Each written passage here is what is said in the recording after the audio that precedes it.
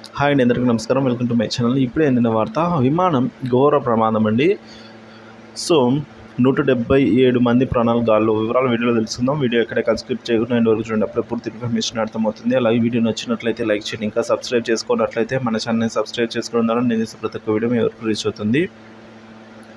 So ఇక ఆలస్యం చేయకుండా వివరాల్లోకి అయితే వెళ్ళిపోదాం. సో ప్రయాణికులతో వెళ్తూ ఉన్న ఎయిర్ ఇండియా ఎక్స్ప్రెస్ విమానం ఇంజన్లో మంటలు చెలరేగడంతో అత్యవసర ల్యాండింగ్ చేయాల్సి వచ్చింది. బెంగళూరు నుంచి కొచ్చికి వెళ్తున్న విమానం టేకాఫ్ అయిన కొన్ని నిమిషాల తర్వాత ఇంజిన్ కుడివైపున మంటలు రావడాన్ని ప్రయాణికులు గుర్తించారు. ఈ ఘటనలో సమయంలో విమానంలో 177 మంది ప్రయాణికులు, 6 సిబ్బంది ఉన్నారు.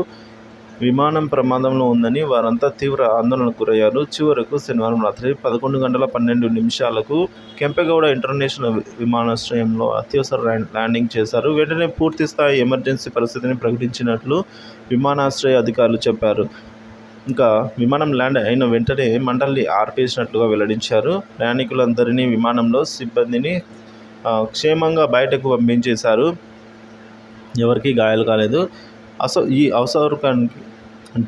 ఈ అసౌకర్యానికి చింతిస్తున్నాము. ప్రయాణికులందరూ వీలైనంత త్వరగా తమ గమ్యాలను చేరుకునేందుకు ప్రయత్నాలు ఏర్పాటు చేస్తున్నామని ఎయిర్ ఇండియా ఒక ప్రకటన విడుదల చేసిందండి.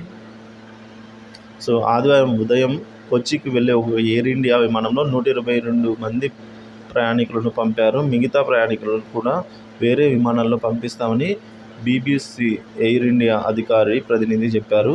సో 2-3 ప్రయాణికులను ఒక హోటల్కు తరలించారు. కానీ మిగతా చాలామందిని సామాను తీసుకునే స్థలం దగ్గరకు ప్లాస్టిక్ కుర్చీలో కూర్చోబెట్టారని ప్రయాణికులు అయితే చెప్పారు. సో మరి అందులో వృద్ధులు, చిన్నపిల్లలు కూడా అందరూ కూడా ఈ అసౌకర్యంగా ఫీల్ అయ్యారు ఆ కుర్చీలలో కూర్చొని. కానీ వారు తినడానికి స్నాక్స్, ఆహారం, నీళ్లు అందించారు అని చెప్పారు. సో వసతి ఏర్పాటు చేసి ఉండాల్సిందని అయితే కోరడం జరిగింది వాళ్ళు.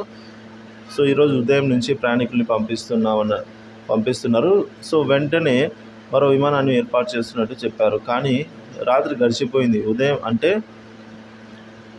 ఈ విధంగా ప్రయాణికులు అయితే చాలా ఇబ్బందులు పడినట్టు చెప్తూ ఉన్నారండి.